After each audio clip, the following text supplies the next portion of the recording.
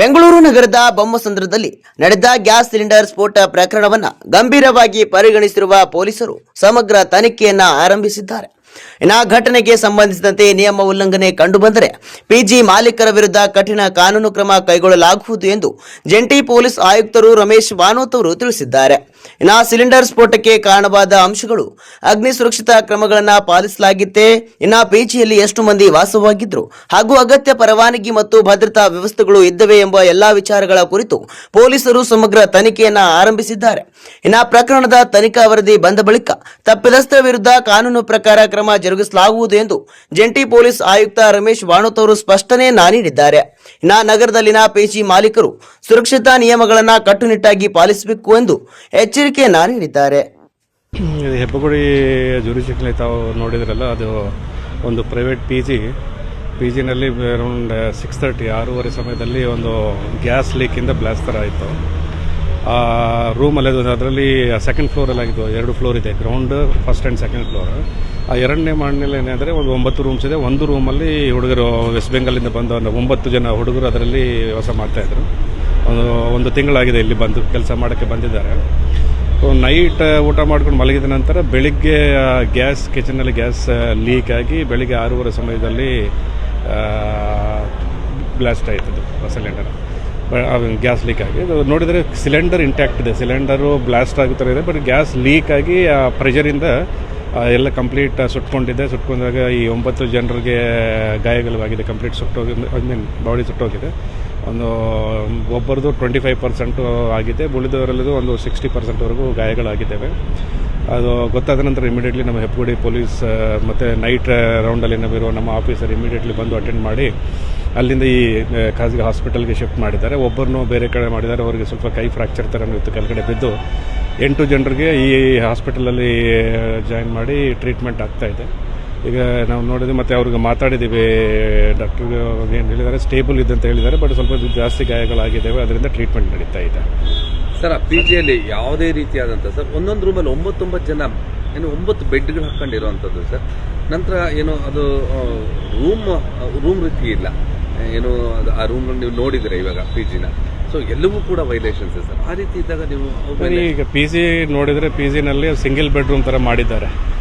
ಒಂದೊಂದು ಫ್ಲೋರಲ್ಲಿ, ಈ ಫ್ಲೋರಲ್ಲಿ ನೋಡಿದರೆ 9 ರೂಮ್ಸ್ ಇದ್ದಾವೆ. ಈಗ ಯಾವಾಗ ಎಲ್ಲಿ ಇನ್ಸಿಡೆಂಟ್ ಆಗಿದ್ದು ಆ ಲೈನಲ್ಲಿ 4 ರೂಮ್ಸ್ ಇದ್ದಾವೆ, ಅಪೋಸಿಟಲ್ಲಿ 5 ರೂಮ್ಸ್.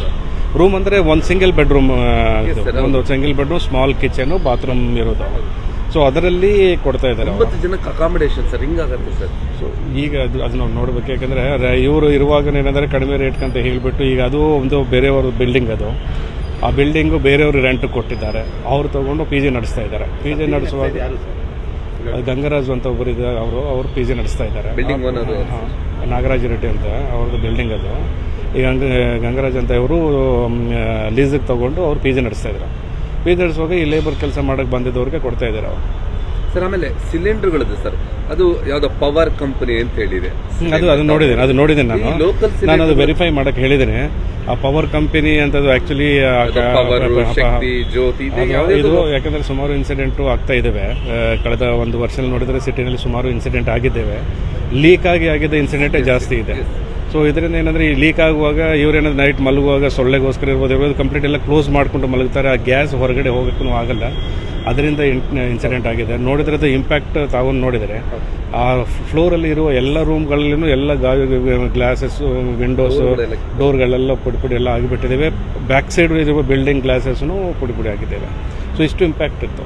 ಸೊ ಈಗ ವೆರಿಫೈ ಮಾಡಿದ್ವಿ. ಆ್ಯಕ್ಚುಲಿ ಪವರ್ ಗ್ಯಾಸ್ ಅಂತದ್ದು ಏನಾದರೂ ಇದು ಪರ್ಮಿಟೆಡ್, ಇದು ಲೈಸೆನ್ಸ್ ಕಂಪನಿಯ ಇಲ್ಲೋ ಒಂದು ವೆರಿಫೈ ಮಾಡೋಕ್ಕೆ ಹೇಳಿದ್ದೇನೆ. ಆ ಗ್ಯಾಸನ್ನು ಅಲ್ಲಿ ಪ್ರಾಪರಾಗಿ ತುಂಬಿ ಕೊಡ್ತಾ ಇದ್ದಾರೆ, ಯಾಕೆ ಲೀಕ್ ಆಗ್ತಾ ಇದೆ, ರೀಫಿಲ್ಲಿಂಗ್ ಥರ ಏನಾದರೂ ಮಾಡಿ ಎಲ್ಲ ಆ್ಯಂಗಲಲ್ಲಿ ನಾವು ವೆರಿಫೈ ಮಾಡ್ತಾ ಇದ್ದೀವಿ. ಸರ್, ಈ ಗ್ಯಾಸ್ ಕಂಪ್ನಿ ಅಂದರೆ ಗ್ಯಾಸ್ ಫಿಲ್ಲಿಂಗ್ ಇದೊಂದು ದೊಡ್ಡ ಏನು ದಂಧೆನೇ ಇದೆ ಸರ್. ಅದು ಡ್ರೈವ್ ಮಾಡಬೇಕಾ? ಯಾಕೆಂತಂದ್ರೆ ಸರ್, ಆ ಕ್ವಾಲಿಟಿ ಮೇಂಟೈನ್ ಮಾಡಿರಲ್ಲ. ಸಿಲಿಂಡರ್ಗಳು ಲೀಕ್ ಆಗೋಂಥದ್ದು, ನಾವೆಲ್ಲ ಕ್ವಾಲಿಟಿ, 2 ಸಿಲಿಂಡರ್ ಕ್ವಾಲಿಟಿ ಮತ್ತು ಇದು ರೆಗ್ಯುಲೇಟರ್ ಕ್ವಾಲಿಟಿನೂ ತುಂಬ ಇಂಪಾರ್ಟೆಂಟ್. ಎಲ್ಲ cylinder quality, regulator quality, use ಮಾಡುವ ಪೈಪ್ ಇರುತ್ತದಲ್ಲ, ಸಿಲಿಂಡರಿಂದ ಸ್ಟವ್ಗೆ ಹಾಕೋ ಪೈಪು ಕೆಲವು ಸರ್ ಏನಾಗುತ್ತೆ, ಪೈಪ್ಗಳೂ ಏನಾದರೂ ಸುಮಾರು ವರ್ಷಗಟ್ಟೆ ಯೂಸ್ ಮಾಡ್ತಾರೆ. ಅದು ಯಾಕಂದರೆ ಅದು ಹಾಳಾಗಲ್ಲ ಅಂತ ಹೇಳ್ಕೊಂಡು. ಬಟ್ ಅದನ್ನು ಲೈಫ್ ಇರುತ್ತದೆ, ಆನಂತರ ಲೀಕ್ ಆಗೋದು ಶುರು ಆಗುತ್ತೆ. ರೆಗ್ಯುಲೇಟರ್ನು ಕ್ವಾಲಿಟಿ ಇರಬೇಕು. ಈ ಪ್ರೈವೇಟ್ ರೆಗ್ಯುಲೇಟರ್ ಅಲ್ಲಿಂದ ತೊಗೊಳ್ಳೋದು, ಅದು ಕ್ವಾಲಿಟಿ ಇರಲ್ಲ. ಈ ದೊಡ್ಡ ಕಂಪ್ನೀಸ್ ಐಒಎಸ್ ಹೇಳ್ತಾರಂತ ಅಂಥವ್ರದ್ದು ಇರುತ್ತಲ್ಲ ಆ ಕ್ವಾಲಿಟಿ ಇರಲ್ಲ. ಸೊ ಏನಕ್ಕಾಗಿದೆ ಅಂತ ಈಗ ಕೇಸ್ ರಿಜಿಸ್ಟರ್ ಮಾಡಿದ್ದೀವಿ. ಕೇಸ್ ರಿಜಿಸ್ಟರ್ ಮಾಡಿ ಎಲ್ಲ ಇನ್ವೆಸ್ಟಿಗೇಷನ್ ಸಂಪೂರ್ಣವಾಗಿ ಮಾಡಿ ತಪ್ಪಿಸಿರೋ ಮೇಲೆ ಆ್ಯಕ್ಷನ್ ತಗೊಳ್ತಾರೆ. ಕಾರ್ಮಿಕರು ಎಲ್ಲಿ ಅವರು ಸರ್? ಇವರು ವೆಸ್ಟ್ ಬೆಂಗಾಲಿಂದ ಬಂದಿದ್ದವರು, ಪಶ್ಚಿಮ ಬಂಗಾಳಿಂದ. ಇವರು ಕನ್ಸ್ಟ್ರಕ್ಷನ್ ಅಂತ ಒಂದು ಕಂಪನಿ ಇದೆ, ಅದು ಆ ಕಂಪನಿಗೆ ಕೆಲಸ ಮಾಡ್ತಾರೆ. ಇವರು ಸ್ಪೆಷಲೈಸ್ಡ್ ಏನಂದರೆ ಈ ಪೈಪ್ ಲೈನಿಂಗ್ ಮಾಡ್ತಾರಂತ ಬಿಲ್ಡಿಂಗ್ಗಳಲ್ಲಿ, ಗ್ಯಾಸ್ ಪೈಪ್ ಲೈನಿಂಗ್, ಆ ಪೈಪ್ ಲೈನಿಂಗ್ನಲ್ಲಿ ಎಕ್ಸ್ಪರ್ಟ್ಸ್ ಇವರು. ಸೊ ಆ ಕೆಲಸ ಮಾಡೋಕ್ಕೆ ಅಲ್ಲಿಂದ ಒಂದು ತಿಂಗಳ ಮುಂಚೆನೇ ಬಂದಿದ್ದಾರೆ, ಇಲ್ಲಿ ಬಂದು ಕೆಲಸ ಮಾಡ್ತಾರೆ. ಈಗ ಪಿ ಜಿ ಮಾಲೀಕರ ಮೇಲೆ ಯಾವ ರೀತಿ ಕ್ರಮ ಜರುಗಿಸ್ತೀವಿ? ನಾವು ನೋಡ್ತೀವಿ ಪಿ ಜಿ ಮಾರ್ಕಲ್ ಫೇಲ್ಯೂರ್ ಏನಿದೆ, ಇವರು ಕೊಟ್ಟುವಾಗ ಏನು ಕಂಡೀಷನ್ಸ್ ಇದೆ, ಇವರು ಕೊಡುವಾಗ ತಾವು ಹೇಳಿದ್ರಲ್ಲ ಒಂದೇ ರೂಮಲ್ಲಿ 9 ಜನಕ್ಕೆ ಕೊಟ್ಟಿರೋದು, ಅದೆಲ್ಲ ವೆರಿಫೈ ಮಾಡ್ತೀವಿ. ವೆರಿಫೈ ಮಾಡಿ ತಪ್ಪಿಸರ ಮೇಲೆ ಆ್ಯಕ್ಷನ್ ತಗೊಳ್ತೀವಿ.